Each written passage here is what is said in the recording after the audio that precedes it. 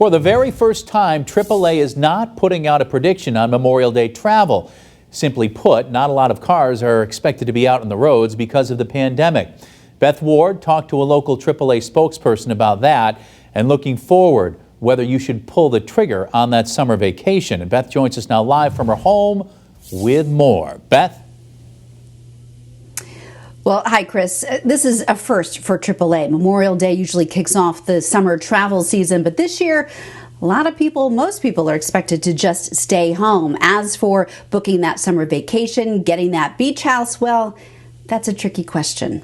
This is the first time in 20 years that we don't have a forecast to share. AAA Pioneer Valley's Sandra Marzian says there simply isn't data during this pandemic to make a prediction on Memorial Day travel. In 2009, we had 31 million people traveling for the Memorial Day holiday. That time frame was sort of considered the Great Recession. And last year, we saw 43 million, which was the highest we had ever seen for Memorial Day travel. And this year, we can't even really give you a prediction of what we're going to see. Okay, so most of us won't hit the road or at least stay pretty close to home Memorial weekend per pandemic guidelines. But what about booking that summer vacation? That's a bit more tricky. All the state mandates by the governors vary state to state.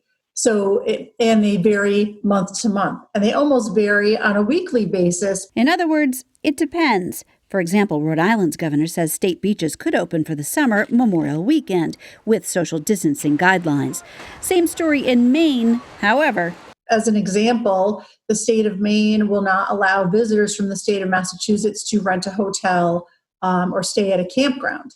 And if, for instance, you already have a place or family to stay with in that state, you need to self-quarantine for 2 weeks. Marzian tells Western Mass News, do your homework and check state government websites before booking. We feel, optimistic that people will return to travel as quickly as it's safe to do so.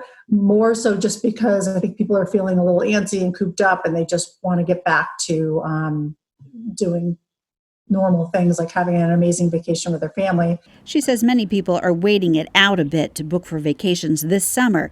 But with all that time at home, we think people are going to come back, and when they come back, they're going to come back big. Almost to the point where we wonder if there'll even be capacity for as many people that want to book if they don't book early for next year.